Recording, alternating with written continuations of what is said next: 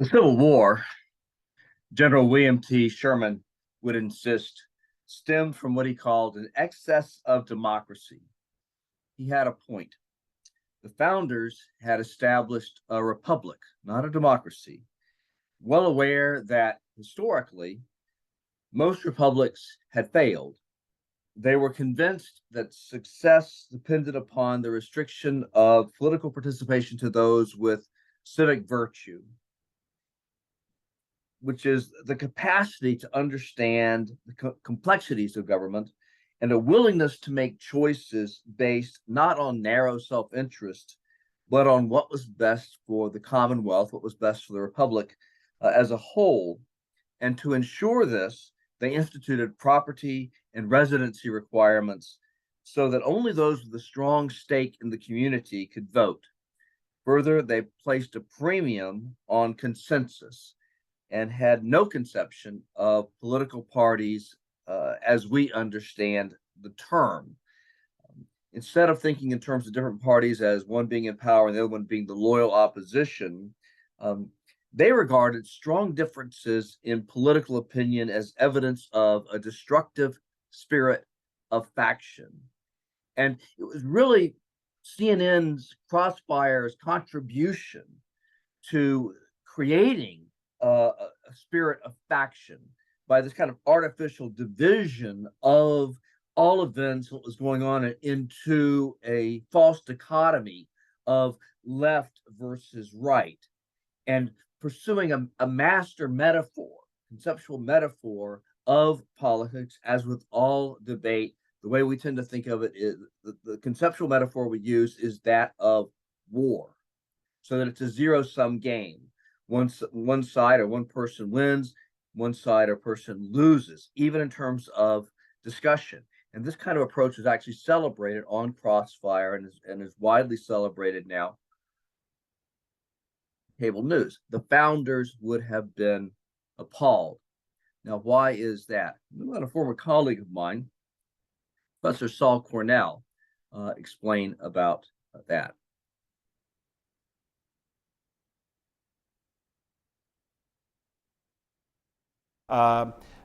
As is often the case, there's a kind of balance between virtue on the one hand, which is the value to be encouraged, and corruption, which is the negative opposite of virtue, that is the ever-present danger that republics face. And the founders are very aware, because they've studied the history of Rome, and they have studied the experience of other republican governments, and essentially going back to their studies of Roman history, what they are aware of is that republics are like people, in that they have a cycle of life that they go through.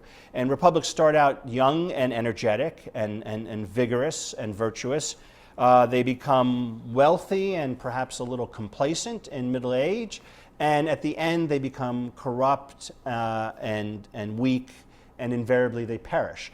So what the founders are deeply aware of and very concerned about is, can we build a republic that will stand the test of time? Will we fall the way Rome fell? Will we find some way to actually beat the clock, as it were?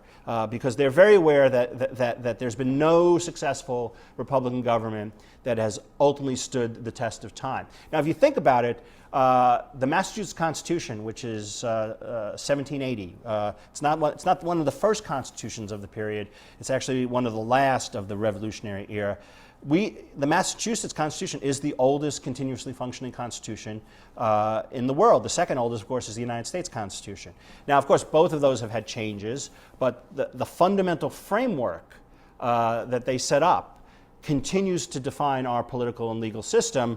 And in that sense, of course, what the founders did is generally credited to be a great success. Obviously, in contemporary America, we have some concerns that there are some dysfunctions, there's gridlock, there are some concerns that maybe some of the customs that have developed in the Senate, for instance, may be subverting the founders' vision of what the Senate was supposed to accomplish.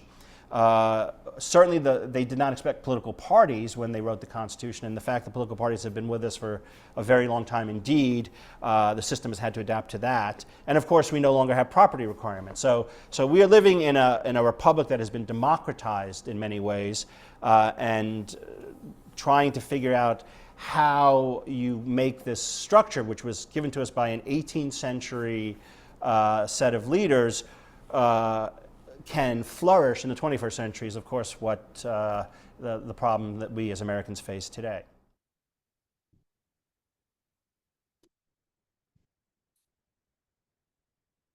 Now, if you notice that on the bottom, you'll see that Professor Cornell was addressing an organization called the Society of the Society of the Cincinnati, and yes, it was that society, the one created by Revolutionary War veterans like Henry Knox at the end of the War for American Independence, and of which George Washington allowed himself to become a member.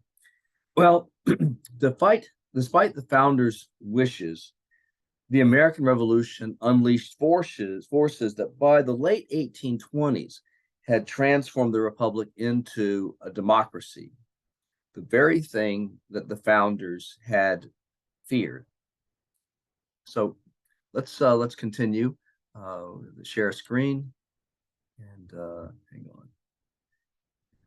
Let's see, where are we? Here we go.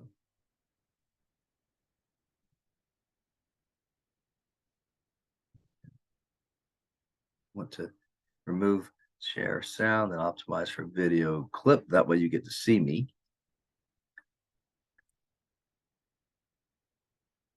Okay, here we go. This is where I want to be.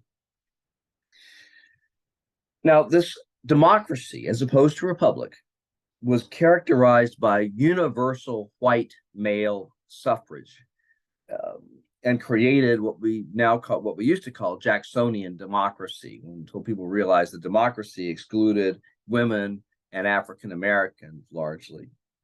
And political parties emerged with strongly contrasting views on government and an ability to mobilize voters seldom matched in American history. Voter turnout frequently reached 80%. And the parties did this by flattering the common man, common white man. And they argued, in effect, that it was the common white man that had the requisite civic virtue precisely because he was common. They had this kind of anti-elitism that went on along with their rhetoric. And they relentlessly exploited the fear of voters, then as now, and routinely portrayed the opposition as a threat to liberty, a trait since characterized as the paranoid style in American politics. And shamelessly partisan, the newspapers of the day slanted the news in favor of their preferred political party, and they were little more than extended editorial pages. Now, initially, this system worked. The two major parties, which are called the Whigs and the Democrats, were about evenly matched and enjoyed support in all sections of the country, well aware that slavery had the ability to split the country along sectional lines. For 2 decades, Whigs and Democrats managed to exclude it from national political life. And by the way, where the Whig Party comes from is the sense that President Andrew Jackson, this is the crowd at the White House after Jackson's inauguration, when he allowed them into the White House, and had them, just have a run of the place, because that's Jacksonian democracy, or white man's democracy. The Whigs saw Jackson exercise what they consider to be, an overly strong executive authority. For instance, whereas previous presidents had vetoed legislation only when they thought it was unconstitutional, Jackson vetoed legislation simply because he did not like it. And so some political persons likened Andrew Jackson to the British king. And in England, there was an opposition to a really strong British king called the Whigs. And so these people who were disenchanted with Jackson adopted the name Whig for themselves. And so you had the Democrats that were pro-Jackson and the Whigs who were anti-Jackson. Well, again, both sides, whether Whig or Democrat, wanted to keep slavery off the table. But the war with Mexico, 1846 to 1848, raised a vexing issue: whether to permit slaves in the vast territories that the United States was going to acquire and eventually did acquire as a result of its victory. And the thing that introduced slavery back into American national discourse was something called the Wilmot Proviso. And this was a rider attached to military appropriations legislation that was urgently needed to prosecute the war with Mexico. The debate on this occurred on August 8th, 1846, and late on the evening of that, Representative David Wilmot, Democrat from Pennsylvania, which you would not expect. You would expect this to come from the Whigs, who as a party had opposed national territorial expansion. It was David Wilmot who introduced this rider, and I'll read it to you because it's so important. Provided, he passed this legislation, provided that as an express and fundamental condition to the acquisition of any territory from the Republic of Mexico by the United States, and of course that was the entire U.S. objective, was to acquire Texan territory, by virtue of any treaty which may be concluded or negotiated between them, and to the use of the executive by the monies herein appropriated, this is the Military Appropriations Bill, neither slavery nor involuntary servitude shall ever exist in any part of said territory except for crime, whereof the party shall first be duly convicted. And by the way, the latter part of this language was taken straight from the Ordinance of 1787, creating the Northwest Territory, of which Ohio is a part, and which, again, by law, excluded slavery from its realm. Now, what this ultimately created was an ideological question that dominated the 1850s. And the question was at stake: was the United States at its core a free republic that just had pockets of slavery, or was it a slaveholding republic that had pockets of freedom? Now, compromise on this issue was possible. Most Republicans, once they came to power, did not object to slavery per se, and only a small minority regarded as a moral imperative the immediate, uncompensated emancipation of slaves and the extension of full legal, political, and social equality to African Americans. And that was the position taken by abolitionists, who were no more than 5% of the politically involved citizenry.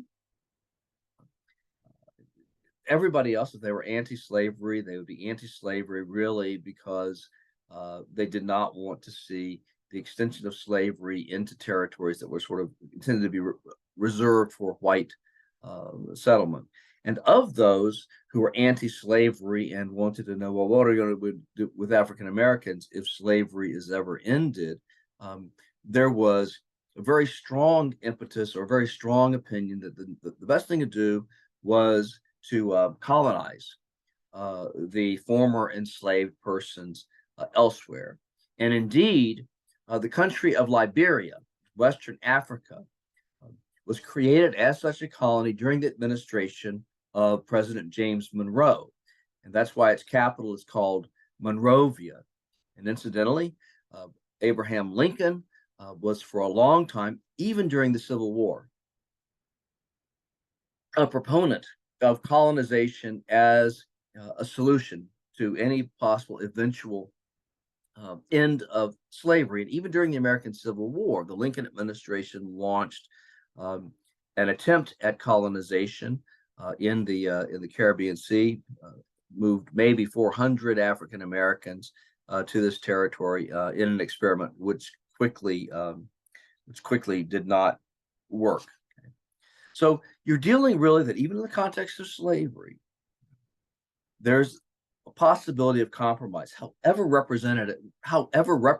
reprehensible we might think of any kind of political compromise over the issue of slavery might be.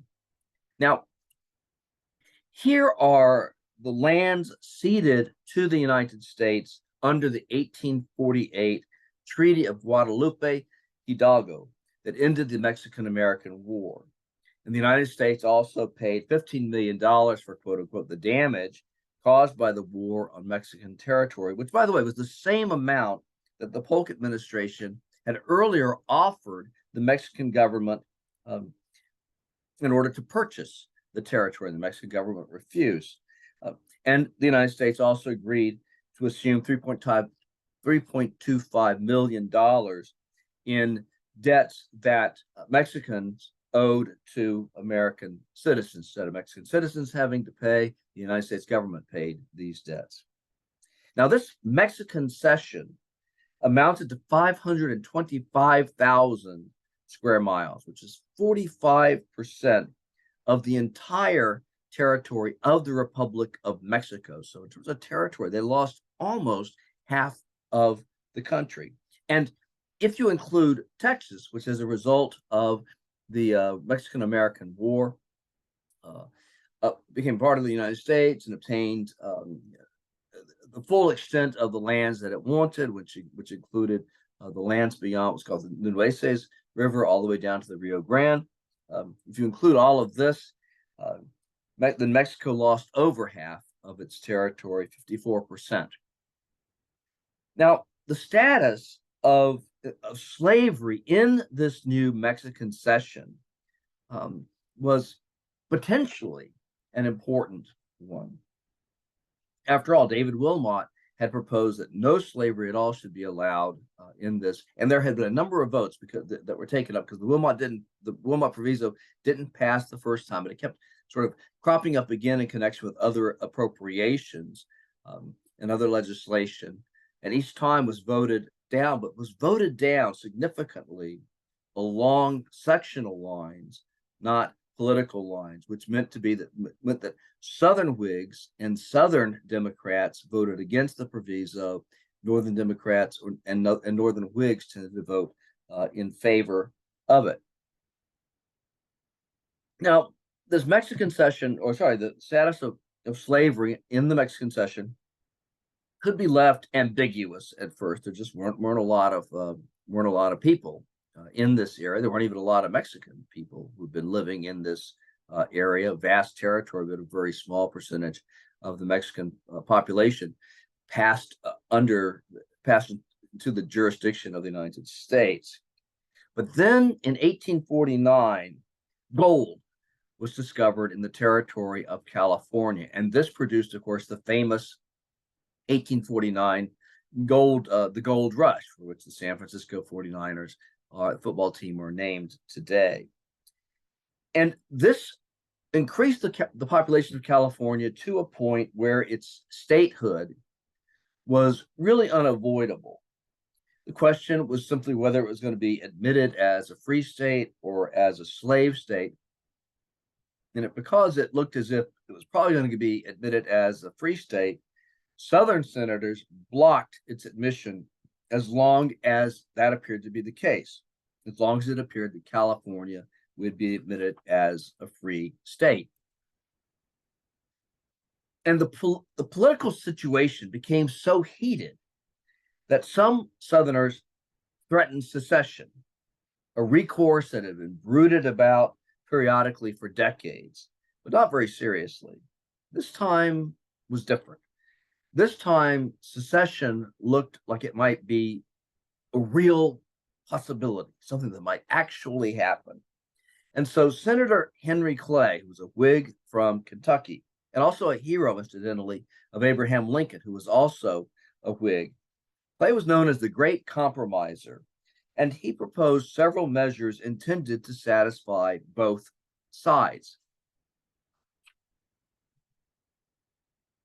Now, this debate over what would eventually be called the Missouri Compromise was really quite contentious.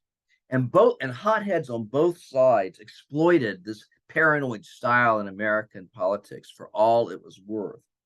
Tempers flared. Mob violence became common, lethally so in some cases, particularly in what we call Bleeding Kansas. That occurs a bit later. And this spirit of a paranoid style, the idea that the other side formed a threat to liberty, the same way that during the Revolution, the revolutionaries had regarded the British crown as a threat to liberty. This sense of sort of just absolute hostility toward the other side produced violence on the very floor of the U.S. Senate when Senator Henry S. Foote of Mississippi drew a pistol on Senator Thomas Bent Hart of Missouri. Now, it proved impossible to get enough votes to pass all of the measures that Clay proposed in what's called an omnibus package. And so, but Senator Stephen A. Douglas, Democrat from Illinois and a rising star in political circles, was able to mastermind the passage of each measure separately. He would go around and he would find enough representatives, congressmen, to willing to vote in favor of each measure, but none that were willing to vote for the whole thing. And so, for that reason, the so-called compromise of 1850 was not really a compromise at all. More accurately, it was the armistice of 1850, a 10-year armistice that delayed secession until 1860-61. Now, here are the provisions of the Missouri Compromise, the Compromise of 1850 or the Armistice of 1850. First, California would be admitted as a free state, and it was. The slave trade was banned in Washington, D.C. And the slave trade in Washington, D.C. had been an embarrassment for decades anyway, because Washington is where all of the embassies from foreign countries were located.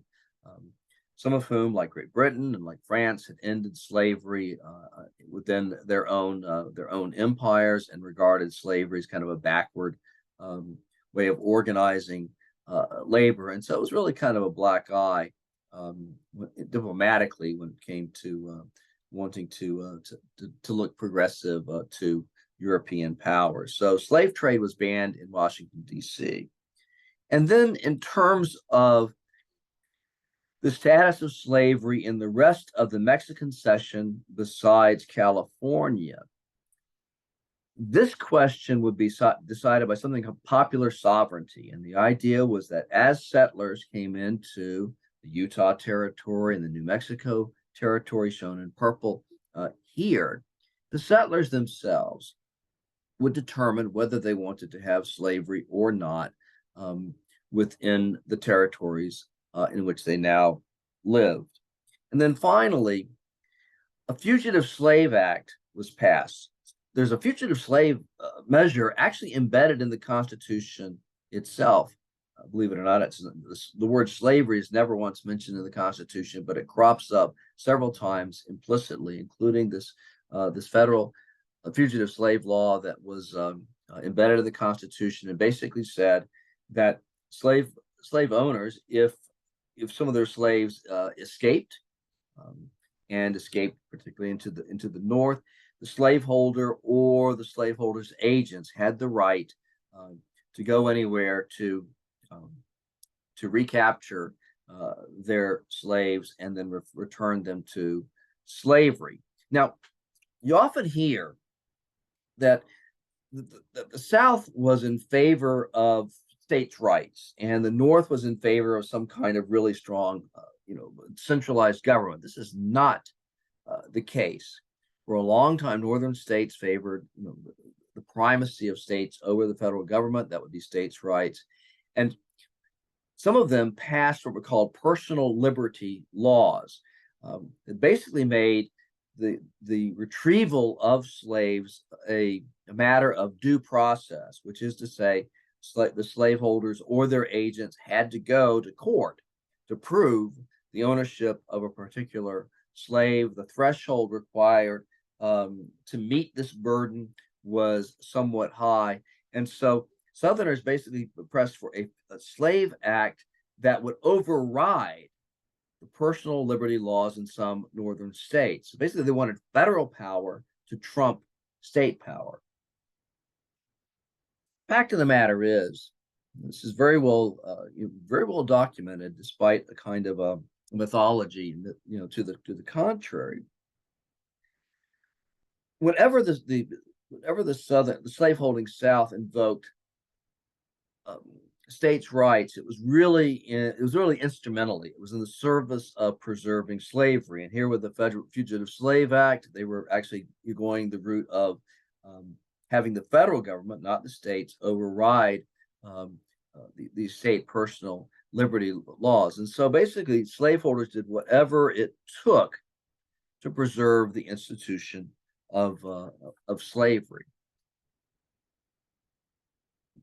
Then in 1854, Stephen Douglas, the same rising star who had gotten through the separate measures that constituted the Compromise of 1850 or the Armistice of 1850, Douglas engineered the passage of the Kansas-Nebraska Act. And this organized the last territory still around from the old Louisiana Purchase. And these territories needed to be organized administratively, among other things, to allow railroads, to be a transcontinental railroad to be built across the country, because the railroads could only lay down their tracks where they had an undoubted title to that land. That could not be done until these territories were organized. Now, back in 1821, there had been passed a compromise out of the crisis in Missouri in 1820, and this was called the Missouri Compromise. And this compromise forbade slavery north of the latitude of 36 degrees 30 minutes, and allowed these two territories. It would have allowed, and what the Kansas-Nebraska Act did instead was it basically said that compromise line no longer applies, and you can have slavery in the Kansas territory and in the Nebraska territory, provided that a majority of settlers want it that way. Once again, popular sovereignty. And this Kansas-Nebraska Act, its passage, destroyed what was left of the Whig Party, which had always been a party that enjoyed strength in both the South and the North. Now you got a regional split and a Whig platform that is no longer focused, or never was focused on the issue of slavery. So the Whig Party is now irrelevant to the pressing issues of the country. And Whigs and then Democrats, who were angry about the Kansas-Nebraska Act, formed the Republican Party, which explicitly opposed the further expansion of slavery into federal territory, and Southerners worried would eventually oppose slavery altogether, as a few Republicans actually did, among them Senator Charles Sumner of Massachusetts. But most members of the Republican Party opposed slavery in the territories because they saw these territories as being reserved for white settlers, and did not want these white settlers and their free labor to have to compete against the slave labor that Southerners wanted to create. So the Republican anti-slavery stance was not predicated on humanitarianism. Only the abolitionist stance, which is a very small minority in American political life, was based upon humanitarian grounds and the grounds of equality for African Americans. Now, Kansas was the first of these territories to be settled in any strength. And as people settled into the Kansas territory, those who favored Kansas as a state without slavery faced off against settlers who came in and favored slavery. And both sides came in armed, particularly the pro-slave faction, who created what were called border ruffians. And these actually came from Missouri over into the Kansas territory, not so much to settle Kansas for its own sake, but to lend the weight of intimidation through violence and actual violence to the efforts to make popular sovereignty, so-called, come down on the side of slavery. And in 1856,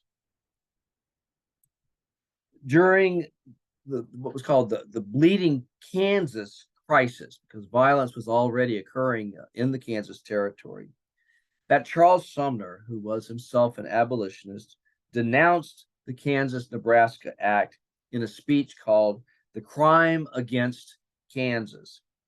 And on May 19th and May 20th of 1856, Sumner attacked the authors of this act, Senator Stephen A. Douglas of Illinois, and then another senator, Andrew Butler of South Carolina.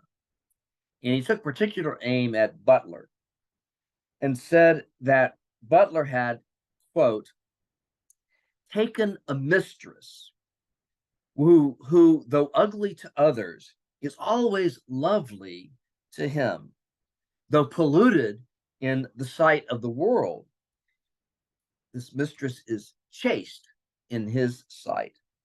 And by mistress, I mean the harlot slavery. Now, Sumner's 3-hour oration, carried out over 2 days, became particularly personally insulting as he mocked the 59-year-old Butler's manner of speech and physical mannerisms, which had been impaired by a stroke. Now, Douglas said at the time during the speech that, quote, this damn fool Sumner is going to get himself shot by some other damn fool. Well, something very similar to that occurred. Representative Preston Brooks, a South Carolina representative who was a relative of Butler, actually his nephew, was infuriated by Sumner's speech and intended to challenge Sumner to a duel. And to this end, Brooks consulted with fellow South Carolina Representative Lawrence M. Kite on dueling etiquette. And Kite told him that dueling was for gentlemen of equal standing, equal social standing. And he argued that Sumner was no better than a drunkard due to the supposedly coarse language he had used during his speech. And so Brooks concluded in turn that because Sumner was no gentleman, it would be more appropriate to beat him, specifically to beat him with his cane. And so 2 days after Sumner completed his speech, Brooks came into the Senate chamber where various senators were just at their desks working. And he confronted Sumner as Sumner sat writing at his desk in the almost empty Senate chamber. And he said, and I quote, Mr. Sumner, I have read your speech twice over carefully. It is a libel on South Carolina and Mr. Butler, who was a relative of mine. Then he struck Sumner as hard as he could, repeatedly. And when several senators tried to aid Sumner, Kite, Brooks's friend, blocked them, shouting, "Let them be." And after the attack, which injured Sumner so badly that he had to go to Europe for treatment of brain trauma, and for many years thereafter, walked and talked like a man who had suffered a partial stroke. This attack, so devastating to a United States senator, was popular among Southerners who were so pro-slavery that they countenanced violence to protect slavery, and who agreed with what Brooks had done, and sent him innumerable gifts of canes.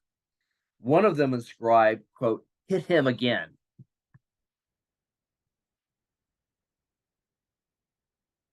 Now, here is an engraving of one of the worst acts that occurred in the Bleeding Kansas thing, and it occurred about the same time as Sumner's speech, and then the caning of Sumner afterward. And you can see the level of violence that this conflict between settlers favoring a free Kansas and settlers favoring a slave Kansas, level of violence that this achieved. Lawrence was a stronghold of anti-slavery sentiment, and the border ruffians came into Lawrence and sacked the town, and you see the result. Ultimately, by the way, about 75 Americans were killed in the violence connected with Bleeding Kansas.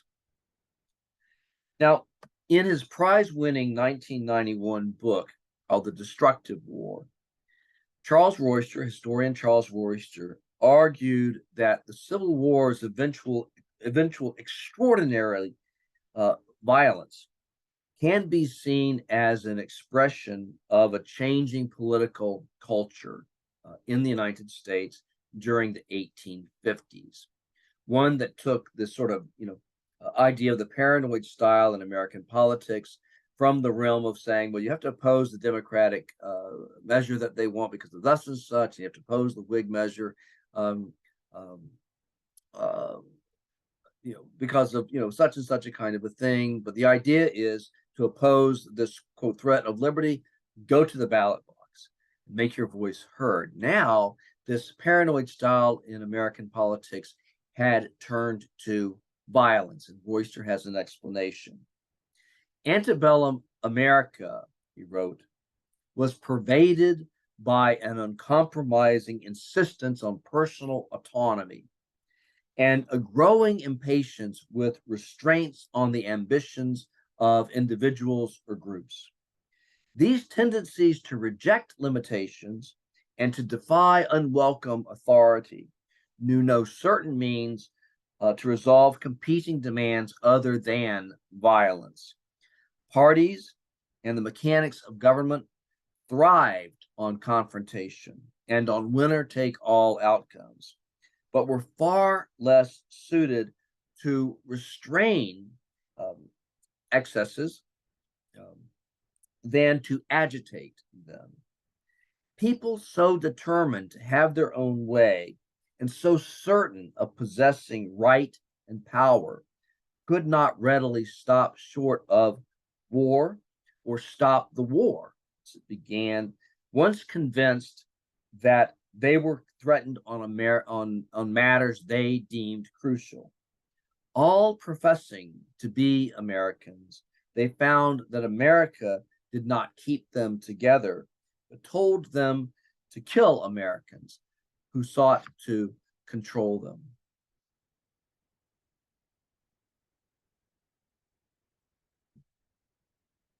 Now, this is out of place, unfortunately. I'm going to have to go ahead and hopefully, yes, this is the one. All right, I want to start with this.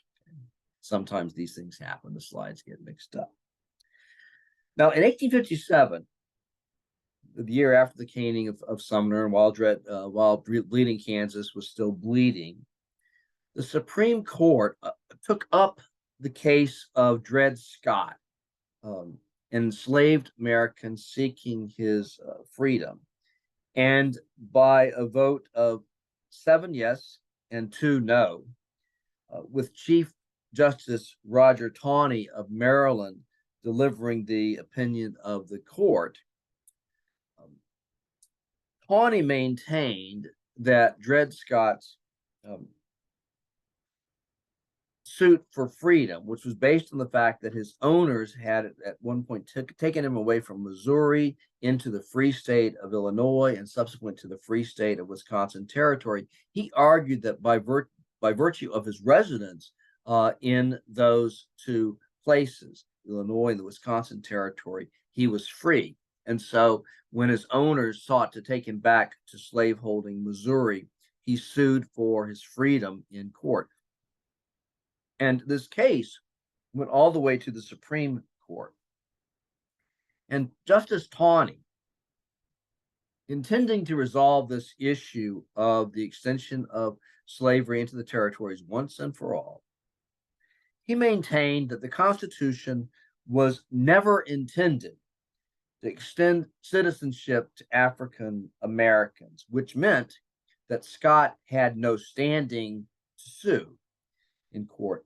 And that should have ended the matter. If he didn't have standing to sue in court, then you don't need to go further than that. And yet, Justice Taney did. And he went on to rule that in attempting to prohibit slavery from federal territory, Congress had exceeded its constitutional authority. He called the Missouri Compromise, which by this time was moribund anyway, but he called it after the fact unconstitutional. And by extension, he maintained that slavery was permissible in all U.S. territories. The Republican Party's position, which it fiercely maintained, now directly clashed with the Supreme Court ruling. But Republicans like Abraham Lincoln argued that the Kansas-Nebraska Act and now this Dred Scott decision, which, by the way, is widely considered to be the worst decision the U.S. Supreme Court ever made. Kansas-Nebraska Act and the Dred Scott decision were components of what was called a slave power conspiracy to spread slavery ultimately throughout the United States by creating sort of an unanswerable posture of power on behalf of slaveholders in the United States. And in 1858, Lincoln became a nationally known figure, political figure, thanks to debates with Stephen Douglas over the slavery issue. It became known as the Lincoln-Douglas debates. And he did this in an unsuccessful bid to take Douglas's Senate seat from him. Okay. So the bid was unsuccessful, but it was successful in terms of Lincoln's political career because he made himself a national political figure. Thanks to his eloquent pushing back against popular sovereignty and of limiting slavery on the grounds it really that slavery was an unsavory practice. Now I'm going to go back to this one. In October 1859, a band of abolitionist extremists entered Harper's Ferry, Virginia, now West Virginia, and there was a federal arsenal there where weapons were stored, especially like thousands of muskets. And the intent of John Brown and his followers was to distribute those weapons to enslaved Americans, to slaves, and thereby sparking a gigantic slave insurrection exponentially larger than that of Nat Turner, now 28 years in the past. And the organizer of the raid, John Brown, seen here in the middle of this panel from a mural in the Kansas state capitol at Topeka. This John Brown had already carried out acts of political violence, acts of political terrorism, if you will, in Bleeding, Kansas. On one occasion, leading a party of men who went to the cabins of 5 pro-slavery settlers and hacked them to death with broadswords. He had heard erroneously that 5 anti-slavery men had been killed elsewhere, so this was retribution against this alleged attack. And these John Brown's activities in Kansas and then with the Harper's Ferry raid went a long way towards setting the stage, not just symbolically, but just to some extent in reality, for the election of 1860 and the subsequent outbreak of the American Civil War. There's a famous book-length poem by poet Stephen Vincent Benet. That's an epic poem about the American Civil War, and it's called John Brown's Body. Now, the raid went nowhere, unaccountably, really. Brown allowed he and his followers to be surrounded and neutralized by Virginia militia, who rushed to the scene once word of the raid got out.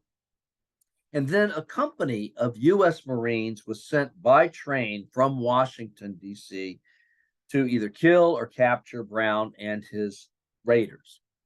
And the Marines were placed under the command of Army Colonel Robert E. Lee, who happened to be near Washington on extended leave to settle his father-in-law's affairs. His father-in-law had died, leaving behind a very large estate at Arlington, which took years for Lee as the executor to settle. So he was nearby, and so as a colonel who was well regarded from the Mexican War and had been superintendent at West Point for a while, Lee was placed in charge of the Marines who were sent to put down Brown and his followers. And as part of the military forces sent on this mission, there was an Army lieutenant named Jeb Stuart, who actually led the storming of the engine house in which the raiders had taken refuge. And by the way, recognized Brown as he sort of went up under a truce to take a look at what was going on, and saw what was called Osawatomie Brown inside. And so, and by the way, so Lee, of course, became a future Confederate general. So did Jeb Stuart, who became Lee's chief of cavalry. So it's sort of an interesting aspect of the drama of the capture of Brown that involves that component. Now, Brown was captured and he was tried. By the way, he was tried for treason against the state of Virginia, a state in which he'd never lived. And during his interrogation and during his trial, he showed such courage and such eloquence that even his captors were impressed. Even though they thought he had to hang, they believed that, as a man, this guy is really pretty impressive. And initially as appalled as any other Americans by the Harper's Ferry raid, some Northerners came to see Brown as something like an Old Testament prophet. Some even spoke of him as a martyr, even a saint. And on the day of his execution, December 2nd, 1859, a 100-gun salute to him was fired in Albany, New York. Church bells tolled and prayer meetings gathered in many northern cities. Henry David Thoreau, the famous writer, called him a, quote, crucified hero, while poet William Cullen Bryant said that, quote, history, forgetting the errors of his judgment and in the contemplation of his unfaltering course and the nobleness of his aims, will always record his name, the name of John Brown, among those of its martyrs and heroes.